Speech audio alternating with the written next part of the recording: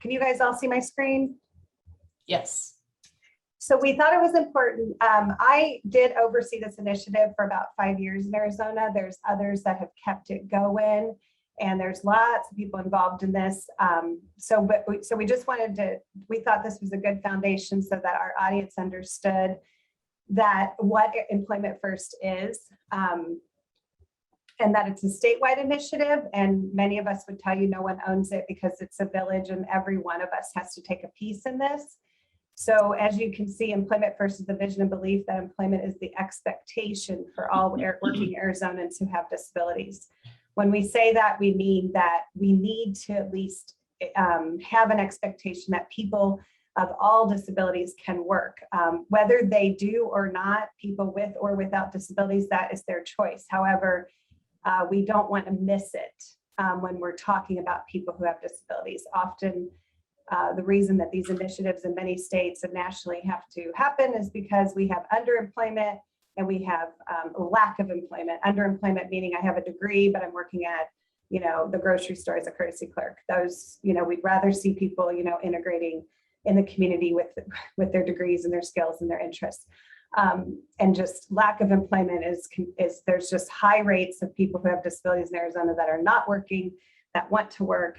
And with the right supports and services, we all believe that they can go to work. So in the state of Arizona, we have an executive order that was instilled by Governor Doug Ducey in 2017. My gosh, I haven't been gone that long and I forget. I think it was 2017 of November. It's on here, but this link is also live. It'll take you, the executive order is very short. And it pretty much outlines what we're supposed to do in the state of Arizona, mostly providers and disability communities, as well as state agencies. And its main purpose is to bring attention to the fact that we do believe that people of all disabilities can work and have a right to be in our communities, and that we need to do better in our systems to align all of our supports and services to help us get there, people who have disabilities. So this is a quick slide that we've used in the Employment First initiative. Over time, it's a vision, a movement. It's not an agency, program, or service. So I don't want people to think that they can come to somebody in like an Employment First, like, hey, help me be Employment First. It's more of a collaborative effort, and the providers, the VR counselors, the DDV support coordinators, the parents, the individuals who have disabilities, they all have a part in this, and I'm not naming everyone. So that was just a short list that we all have a spot in the world to make sure we're doing this, and to not put people in settings or in places that are not employment first. We have to try this first, community integrated employment. It is a grassroots movement across the state. The Arizona Developmental Disabilities Planning Council, who has supported this conference, they have funded and supported this effort probably extensively for many years. The Voc Rehab program is very involved. Soren Usted, who's also helping host this conference, but many, many partners are involved in the disability community. So they come together and talk about the challenges and the barriers, as well as success, to help us get better outcomes in the state of Arizona for employment. This is just a quick infographic. Again, it reiterates that it's a movement, it's not a program or an agency. And I just wanted to point out this side of it on the right side, that when we do use the right supports and services, such as supported and customized employment, hot words, hot topics, nothing new, quite frankly, and there's people on here that know I'm going to say these things because these things have been around since the 70s, but we just have to get better at integrating those types of services into all of that we do when we're working with people who have disabilities. Assistive technology, instilling person-centered practices. I've heard of several of the presenters in the keynote mention that key, that basically in very short order is putting the person in the middle of everything that we do. It's about them, and we need to remember that and not forget why we're all here, the work that we do. Focusing on people's strengths and interests. The informed choice piece is really, really important. The supported decision-making session that's going on right now will probably talk a lot about that too, where we just have to get better at letting people know all of their options so that they can make what we call an informed decision. When they only know about one or two things, that's not an informed decision.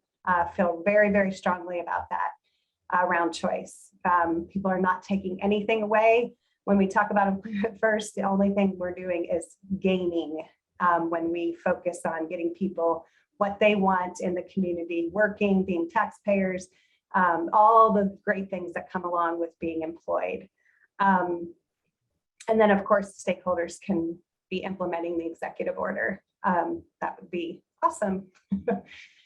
And so to plug my role here as the board president for our local chapter, the National Association has a website they've been in existence for over 30 years. They have a wonderful resources for every category of people you can imagine, including parents, obviously, and family members, as well as young people or people who have disabilities.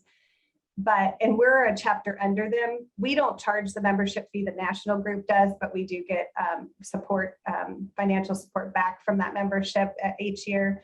However, you do have to pay to be a member of Advocacy. We've got lots of people that are working on multiple initiatives, but here's some of our contact information. The Arizona Employment First website, many, many people involved in that, chock full of great resources as well. We encourage you to look at that because it was developed with the person with a disability, who has a disability in mind. So with that, I believe I'm going to turn it over to Linda. Just real quick, we have one question. It says, does VR provide classes or education about financial planning or yes, that's a great question for this session. And so the quick answer is yes, they certainly can.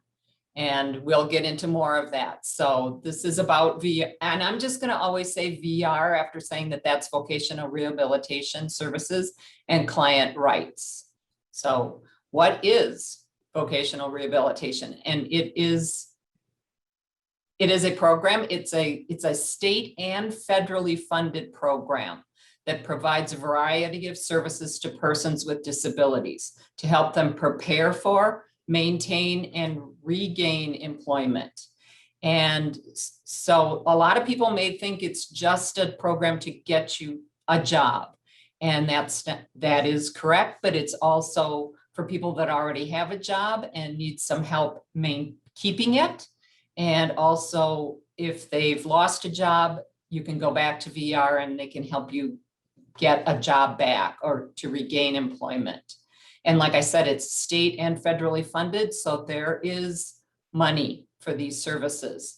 Some client cases can cost just a few $100s, and I've seen cases cost well over $100,000. Next slide. And I'm going to just jump in very quickly. We meant to mention, if there's anyone on here that's from Voc Rehab, and I see at least one, please jump in at any time if you want to add anything. No disrespect that you're not part of this. We felt like we had to do a foundation of what Voc Rehab is to get to rights responsibilities, which is where Cap and Linda come in. So please feel free to jump in at any time through chat or come off if you have anything else you'd like to add. Sorry, Linda. Thank you. No, thank you for saying that, Susan. And yes, and basically, yes, VR is a great program to help people, you know, with disabilities so they can become employed when it works. But it's also very important to know your self-advocacy rights. And that's what we're just trying to do. So how can VR help you? It can, like I said, but I just wanted to make sure that everybody knows that it's to find and maintain a full or part-time job. Sometimes we hear that a VR counselor will say you need to be working full-time. That is not correct.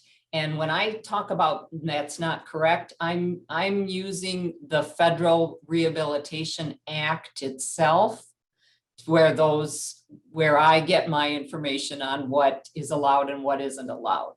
And so it's full-time or part-time competitive integrated employment. And that means it's in the community. The person is receiving at least minimum wage, and your coworkers are people with disabilities, without disabilities. So it's not sheltered employment. but it can also be supported or customized employment. Supported employment is maybe a person needs to have a personal aide with them or a job coach with them. That's supported employment. And VR should be able to help you with that if that's what you need. Customized employment is really kind of making a job for the person with the disability. VR can also help people start their own business. That's a self-employment plan. And again, it's to keep the job you already have. If somebody, works for a smaller employer who can't afford a reasonable accommodation for the employee under the Americans with Disabilities Act, it may be that that person can go to VR and say, you know what, I really need this assistive technology. I need a workstation that fits me better so that I can work. That's also what VR can do. So next slide. Oh, and then this one, sorry, and move up in your field. Yes, some people are good with where they are in a job, but if you feel as though your goal is, to now move up and you need assistance with that, maybe you need additional education, you need, again, a different kind of work schedule, more flexibility, kind of what I've heard. This is somebody will start out working for, say, a mental health program, and they have a degree in psychology or psychology, yes, but they want to move up in their field, and for them that means doing it out of their own home, not working for an agency anymore. And so VR could maybe help with anything that person would need to be able to move up in their career. Okay. And applying, yeah, this is nice. Everybody has the right to apply for VR services. That means that there is no minimum age or there's no maximum age. So we usually see people applying when they're in high school, because you have to be a certain age to be able to work. But there every once in a while is the case that a client is younger than 16 or so, and they may need some VR services. So they should have the right to apply. I've also had clients that are well into their 70s who want to apply for VR, and they apply and they're found eligible and they receive services. And right now with the shutdowns because of COVID, probably the easiest way to apply for VR services is to go online, if you can, to their website, and you just click there and it talks about how to apply. And it's actually, they refer it as a referral. It's a referral. So that'll go. Okay, next one. Here are the basic requirements to be eligible for VR services. You have to have a physical or mental disability. Your disability makes it hard for you to find or keep a job, and you need VR services to get, keep, or return to a job. So there are some people that, have a disability and they are working and they don't need anything. So that, of course, then may be somebody who is not found eligible for VR. If all their needs are met and they're where they want to be, that's great. But if you need VR services to get or keep the job, then that would make you eligible for VR services. And so you really should take, when you go to start the process, you should have current medical information about what your disability is. If you're on SSI or SSDI, take along your Social Security award letter or something that proves that you receive Social Security disability. If you don't have current information that will show VR what your disability is, VR then is required to have you go to an evaluation for that determination. So don't worry if you don't have it, but if you But if you do have the information, that's a good self-advocacy tip. Take what you want VR to see with you about your disability and why your disability causes you to need their services. So, We do have a question in the chat about if you want to, if you decide to further your education, do you need to modify your plan with VR? Or do you need to reapply? that is like somebody is looking ahead into my slides, because that is in here, but I'm happy to tell it right now. And it's a really good question. You can, once you have a case with VR and you're eligible and you're starting to receive services, the next very important step is to write an individualized plan for employment, an IPE. And that is a document that can very easily be what they call amended or changed, updated, additions made to it. So like in the example, Jason, you read, if both VR and the client agree to that change, that will be added to the IPE. So next, here we go. Client rights, self-advocacy. VR clients have choices. And so I liked Susan's slide right at the end of her presentation about informed choice. And that is the big part of client rights in VR. Clients have choice. You have the choice in picking your vocational goal. You have a choice in what services are provided, and you have choices in who provides them to you.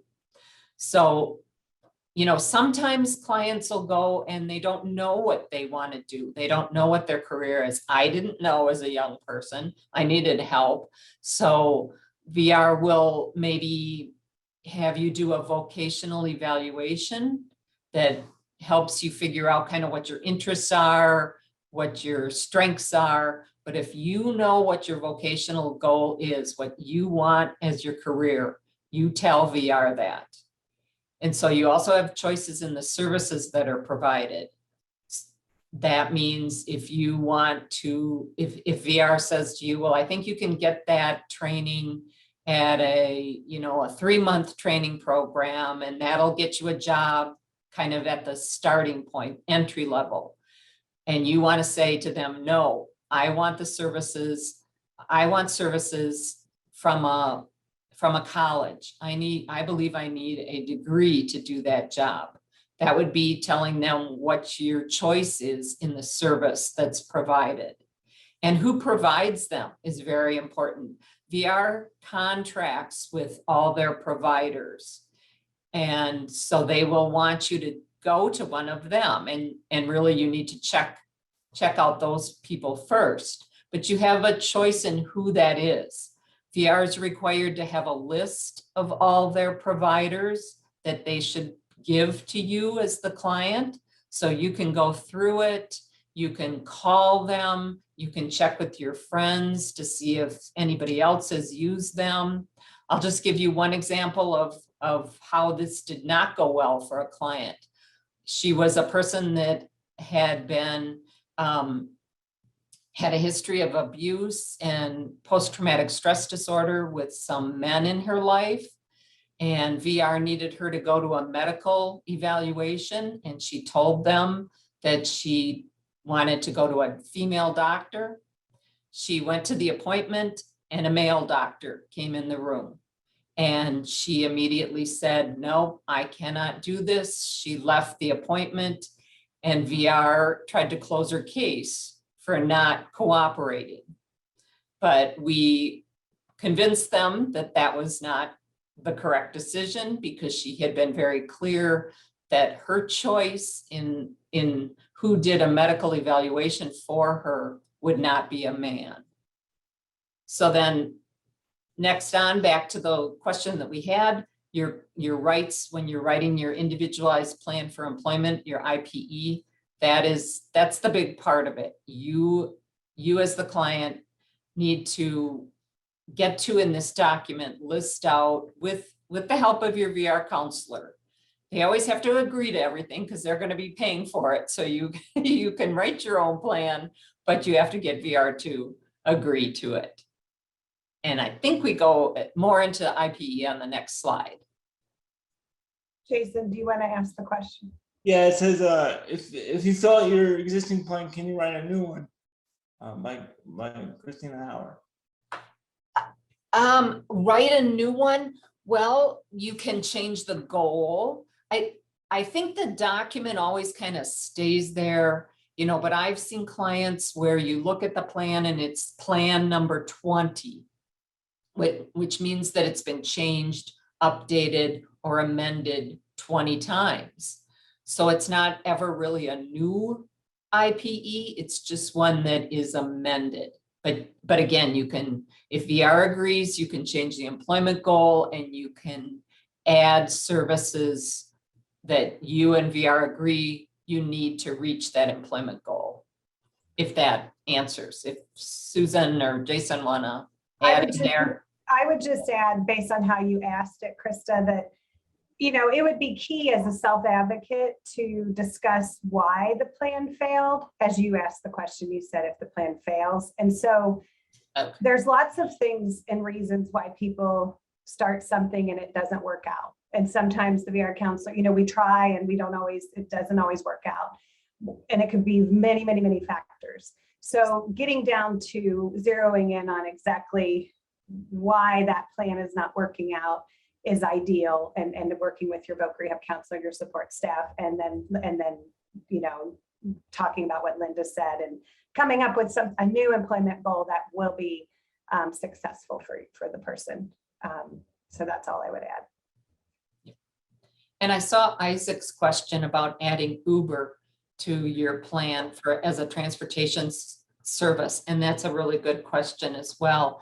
And transportation is definitely a service that VR can provide a client with.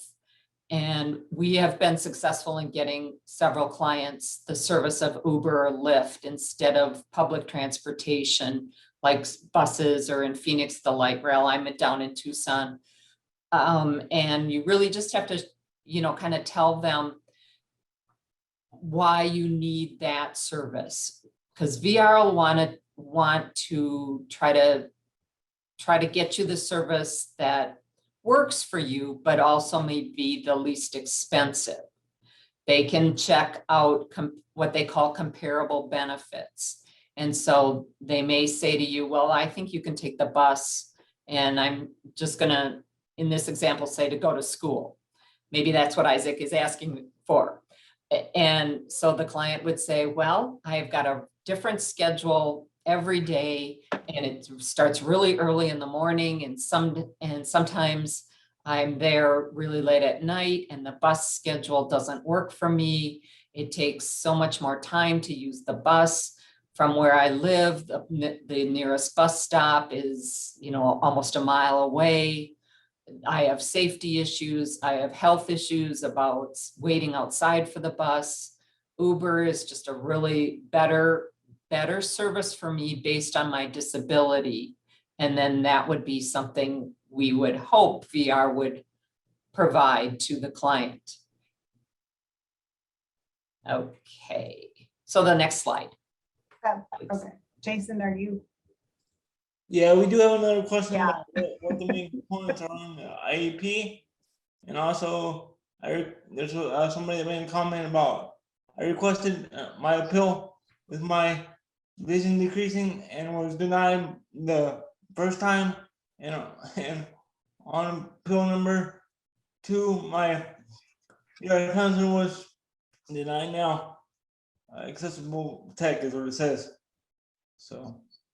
Okay, and I'm sorry, the first one was about. The main components of an IPE. Sorry, yeah, the main components are IPE. What are they? Yeah, What are the main components? Those are they'll list out the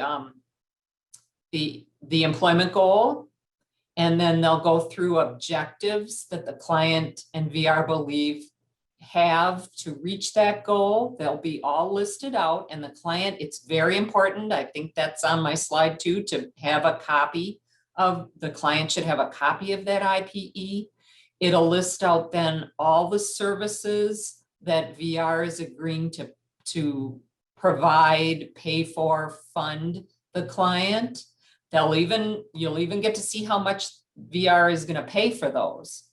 And the dates, like when the plan starts and when they estimate that the client will be successfully employed. So those are just kind of estimations, and it's all, those parts too can be amended. But it definitely is something that the client has to refer back to and go, wait, they're telling me now, no, I'm not going to get that, but it's in my plan. Because like a lot of agencies, there's a turnover quite frequently of VR counselors. And so a new counselor may right away say, no, I don't think you're going to get that. And you can show them your IPE and where it's listed.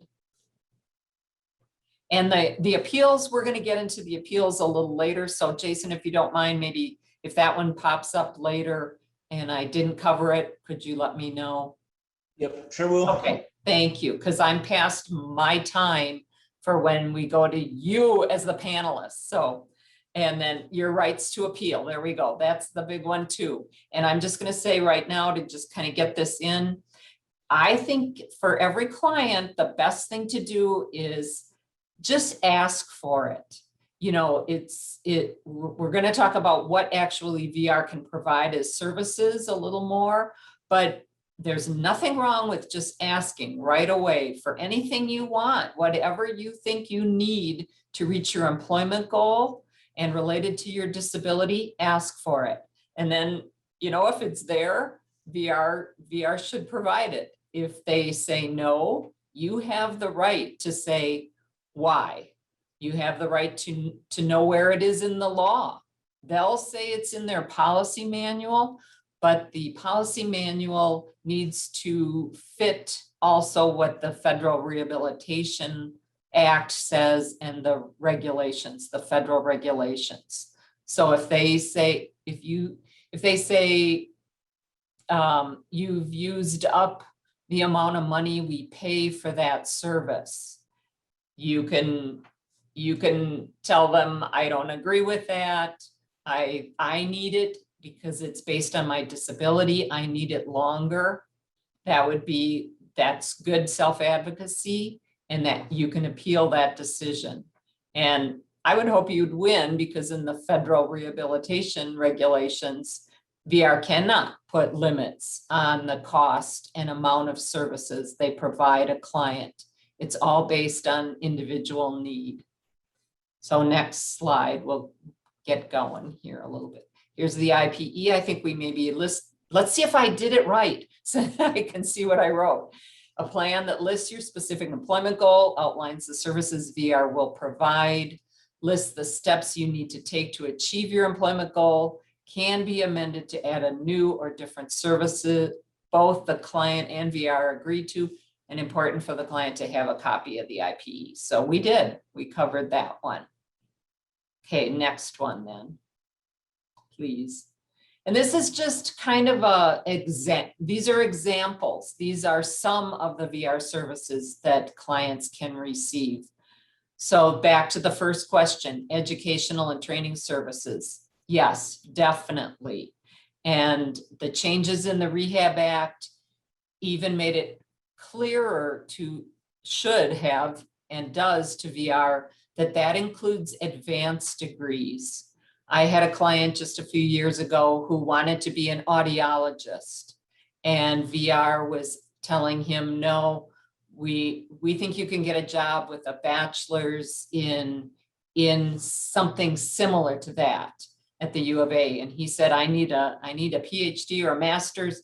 I'm forgetting, probably somebody will know which one it is, to be an audiologist. He didn't want to be an assistant. He wanted to be an audiologist. And he appealed that issue and won and got VR to pay for that advanced degree.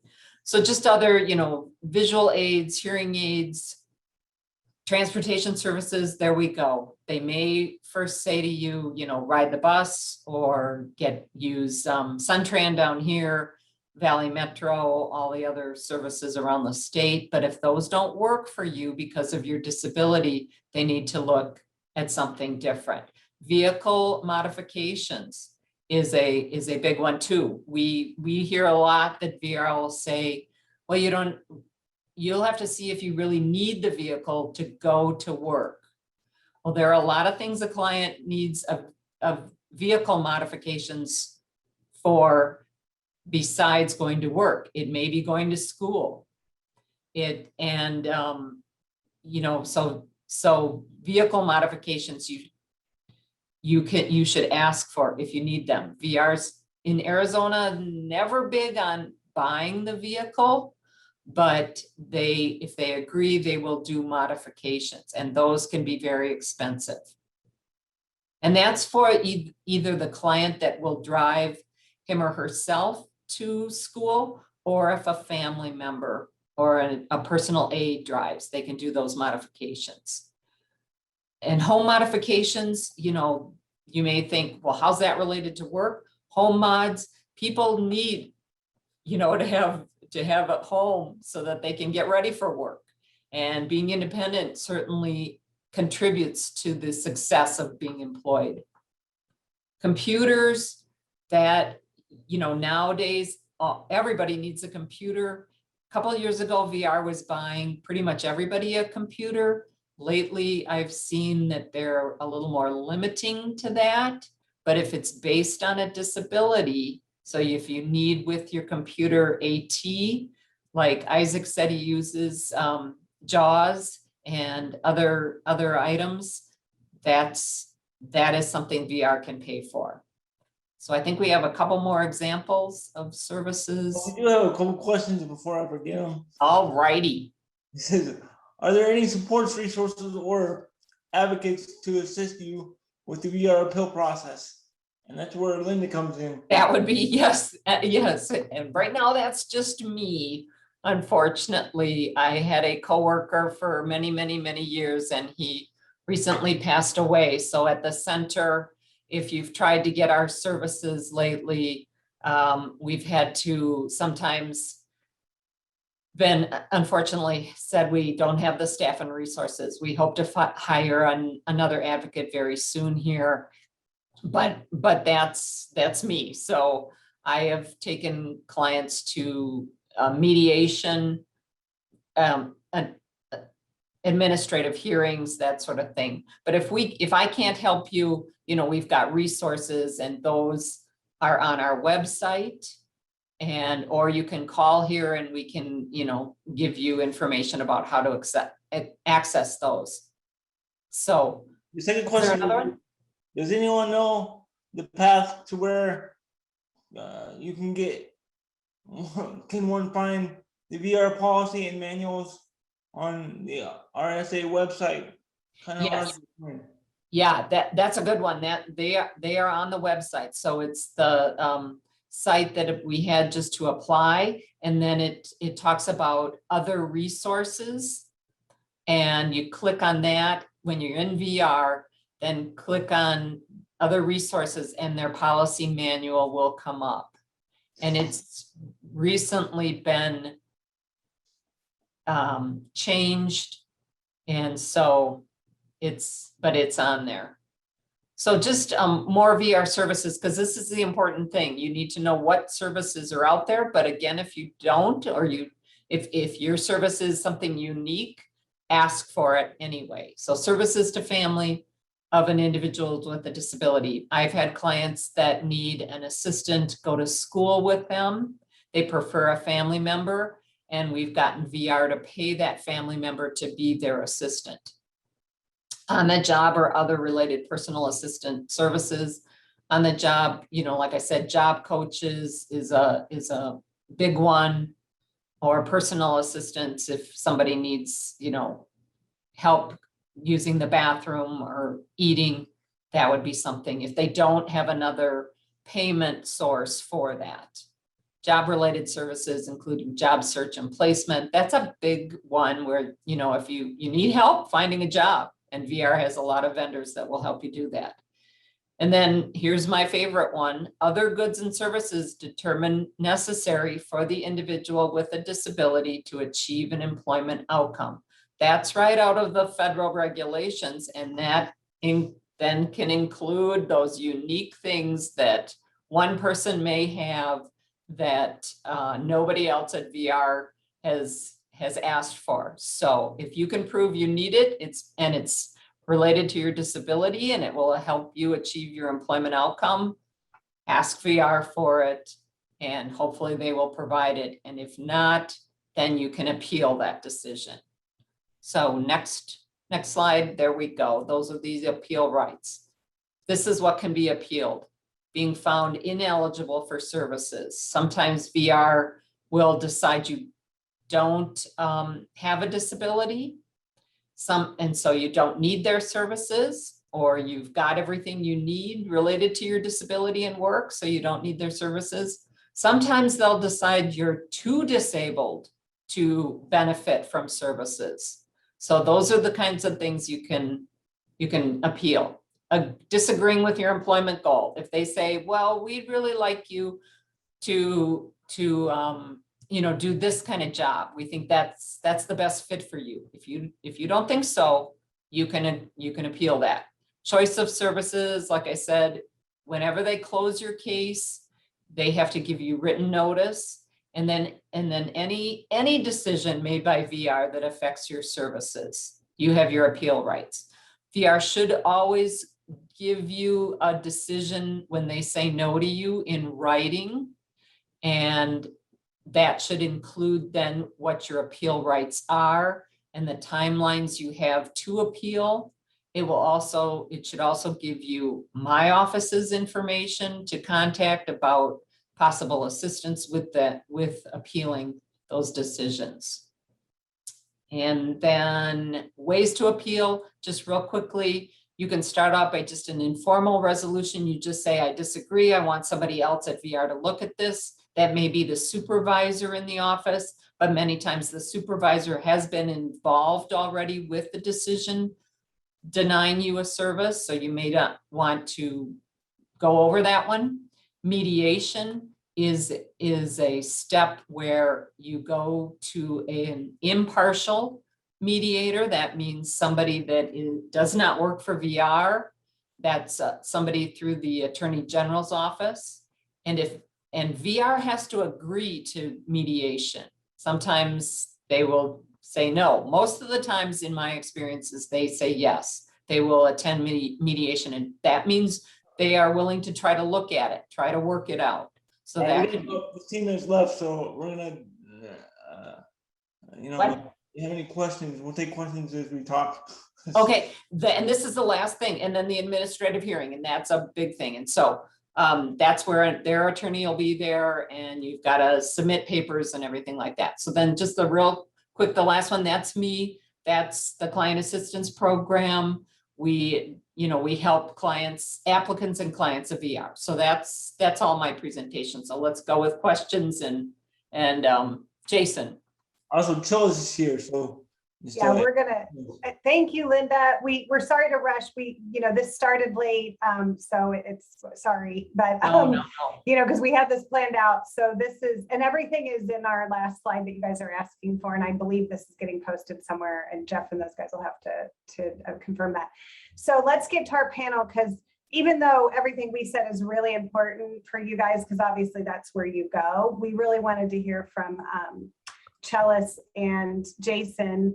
I don't know that we'll have time for the audience to join in if they have questions. That was our hope, or had experiences that they wanted to share. So we're just going to get going. So we'll start with Chellis real quick. Chellis, so that people know, do you want to share very, very shortly your current or past VR experience, like how you're involved with Voc Rehab?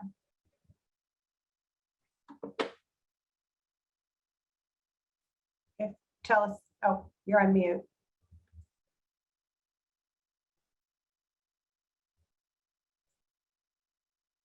Oh, I don't know. He just disappeared. Chellis, you know what, Jason, why don't you go ahead while Chellis is getting his situated? Do you have a current or Like, Yeah, why so are you here? Yeah, to talk about this. I have a couple of experiences. One is when I first heard about VR. It was in Texas because I'm originally from Texas. I went to school and they gave me, I got free school because through VR, as long as I met the grade requirements, which I did. And then once I got done with school, um, there was some.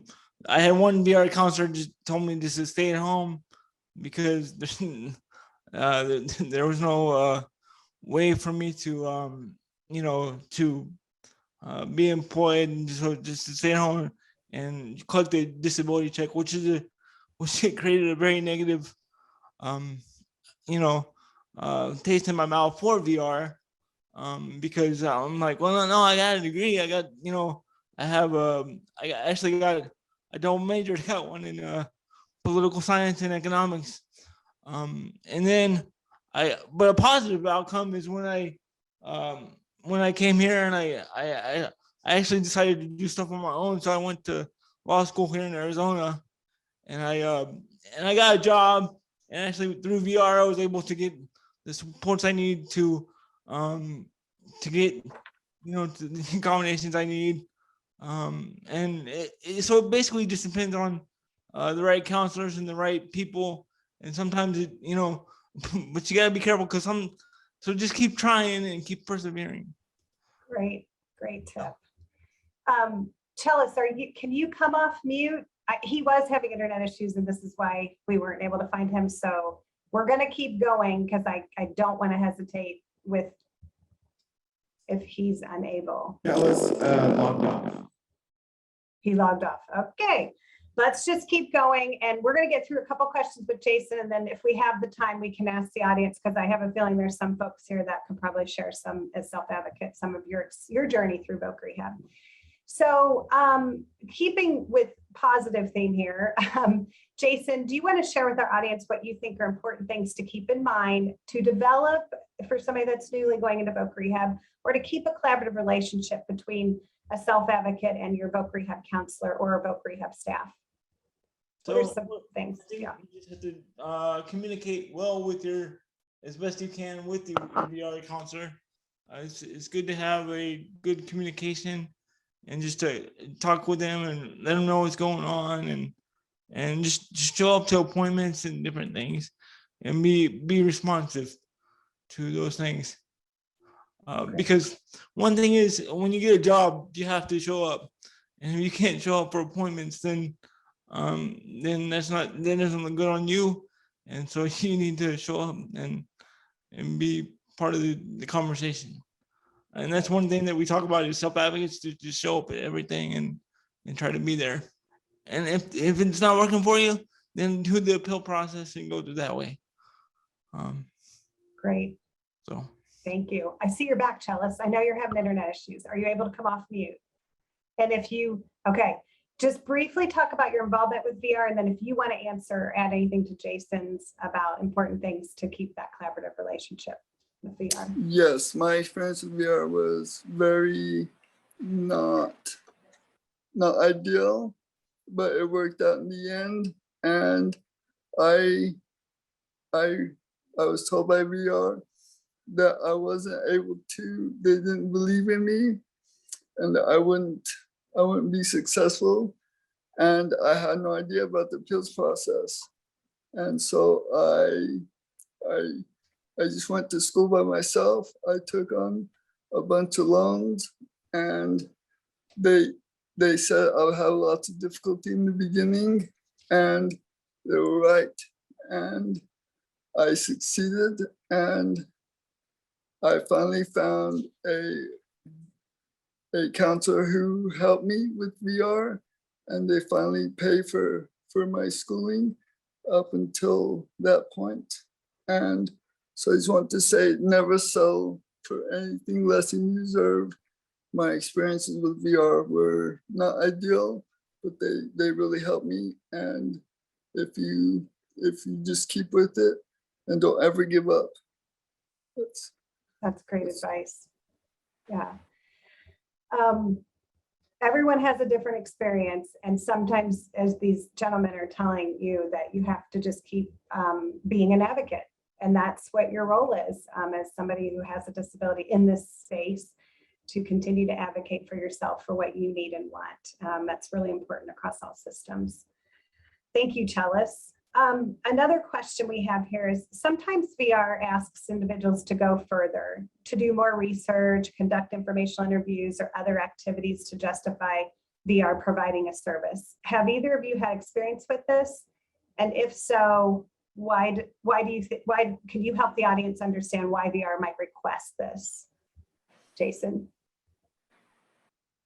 Well, we already talked about some of this. Is you know, the VR counselors don't know everything, and they don't know everything that's out there. So sometimes you have to do your own research to inform them or to educate them on the rules and different things, and that actually helps them, and it helps you, and it helps other people. I know why it wasn't necessarily with VR, but it's the same process with the SSI. There's several times I went in there and I had difficulties with my SSI, and they told me I couldn't do something, and I came back and I said, no, the law says this, I can do this. So then, you know, it changed, you know, it changed what they were thinking and what they said. So, you know, so it's important just to be educated yourself, and as much as you can be. I hope that answered the question. Yes. Chalice, did you want to add anything about if you've had experience with that? Yes, I recently had to do that because I was asking VR to pay for my master's degree. And what they're wanting is to justify that I will make enough money to support myself. That way they can justify it on their end. So that's the whole reason they want it, and they want to know what the job market is. They want to know that I will really be able to get a job in this after my education. So that's why they asked for that. Great. You guys are doing great. We're trying to ask questions that we often hear, like, why are they making me do this? And so this is where some of these are coming from. Very quickly, someone's asking a question about, if there's not a good fit with your VR counselor, can you request a different VR counselor? I don't know, Linda, if you want to jump in, or somebody that's with VR. I know the answer, but if somebody else wants to answer. We try to, I could just keep going. We try to, solve that relationship issue. I'm assuming that's what VR would say is, let's work with the supervisor, let's figure out what's going on. Because the truth is, VR will assign you with providers that will help you find the job, because voc rehab counselors mostly do a lot of the case management, make sure that the plan is working, and they're getting you connected to people to help you. But you certainly, if that person, because that's who you're most intimately going to be working with, often is the job developer. And if that doesn't happen to be a great relationship, you can always go back to VR and say, this just isn't working for me. Can we find a new provider agency to help me?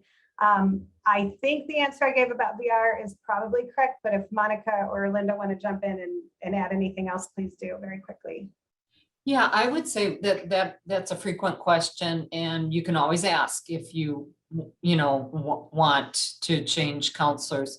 You should provide reasons why you want that, what hasn't worked in the relationship, and they may do it.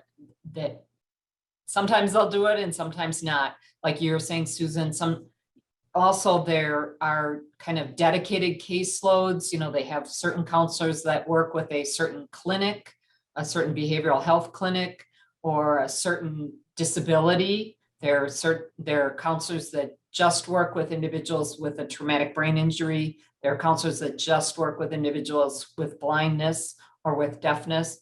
And then it's harder to have a choice of another counselor. And so lots of times, you just try to work it out and maybe have the supervisor sit in on some meetings so it feels a little more fair, things like that. But if you don't like your VR counselor, just ask for another one and tell them why it isn't working. So we got stitches are our type. So we go until 12:45. So good, that's great. yeah, we can't, VR doesn't, it's not like they're doing personalities and trying to pair people up that they think are going to be best with people. That's not how it works with VR. They have many, many people in their caseloads. And so Linda had great advice there.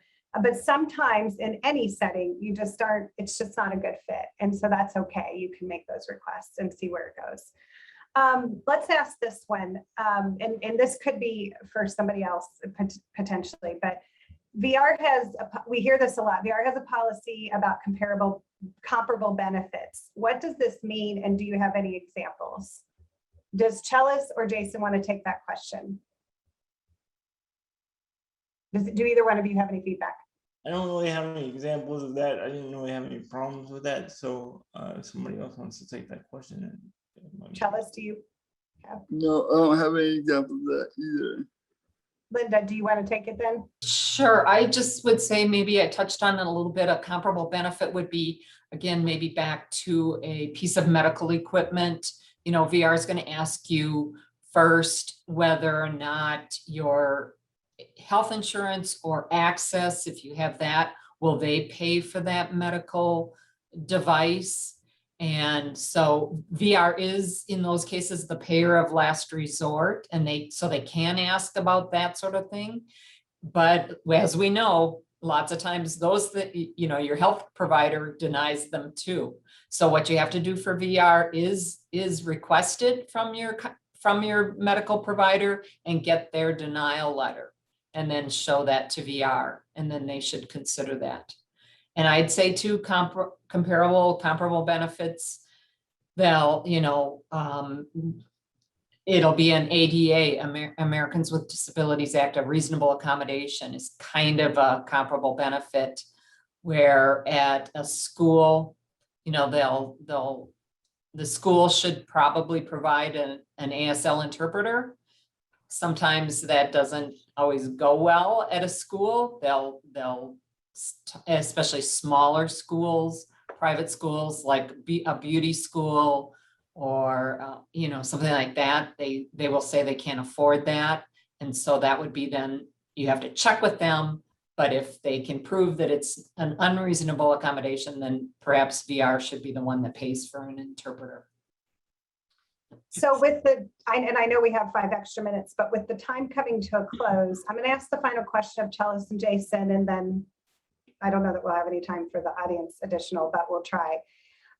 Outside of what the both of you have already talked about, and I have a list here, so hopefully you'll hit on some of these. If not, I'll jump in. But what are some final tips and tools to share with anyone on this call that is a current self-advocate who may be younger, that's going to go into VR at some point in their life, potentially use that resource, or is currently in voc rehab? So what are some final tips and tools to share about, again, this partnership with voc rehab and the individual, the self-advocate?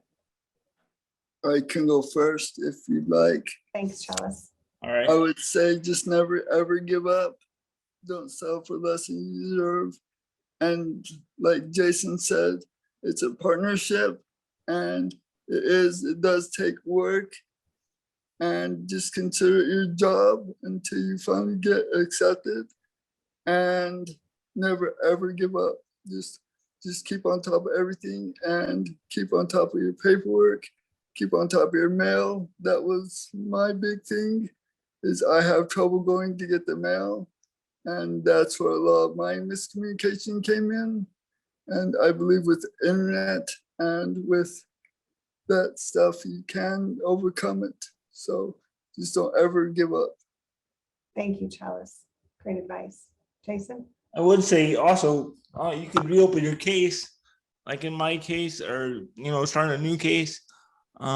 Because in my case, like I was off VR for a while because I did end up getting a job by myself. So I didn't use VR for a while until I came back to here in Arizona, and I needed assistance with actually with my job now. It's when I started a new case, and then so you can always go back to VR if something happens. It's a little difficult process. I mean, it's a process, but you can also go back. So I mean, if something happens, it's not something that goes away. So That's great. That's a great point to make, Jason. Often it's called post-employment services, but sometimes, yeah, you have a whole new disability or a reason that has caused you to not be able to do your job, the current job you have, or you need something for your current job, and it's always an option to potentially go back and get additional services.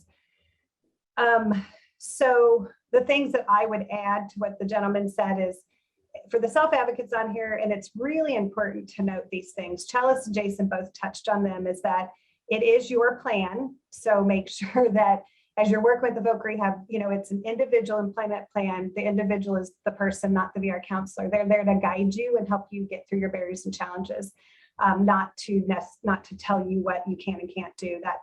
That's just not what they're there to do. And it's there to support you.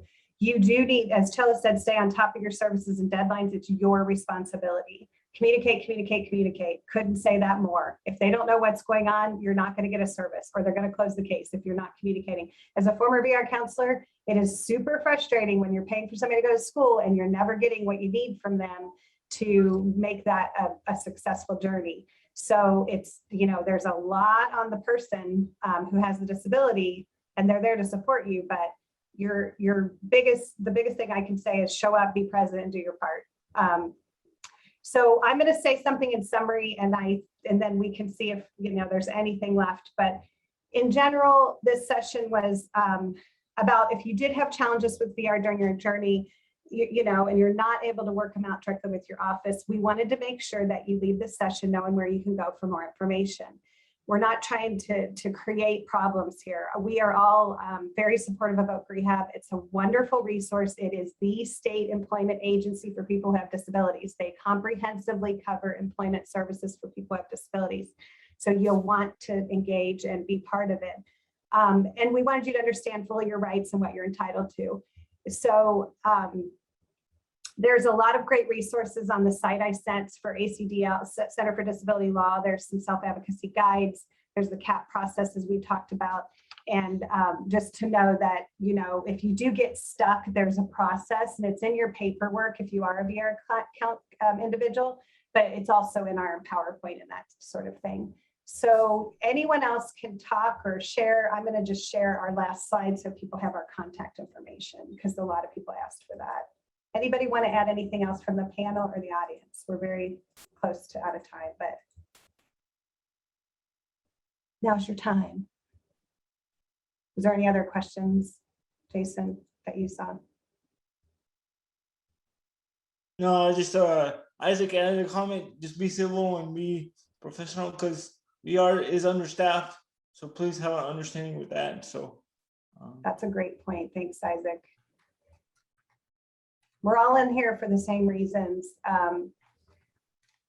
But we also know, as I mentioned, sometimes there's things that, we struggle with, and then we just wanted to make sure that people knew their rights and responsibilities. So hopefully you gained that. Does anybody want to jump in? Will this PowerPoint be posted? Because I feel bad not putting all my contact information in the chat box for the folks that asked. I think it will be somewhere. Okay. We did send it to the organizers, so hopefully you guys can get that. You can always Google us. We're not hard to find. So we appreciate you all. It looks like it's 12:45. I probably should stop talking now, and we're very grateful for your attention in our session. Hopefully you learned something. This was a very short hour with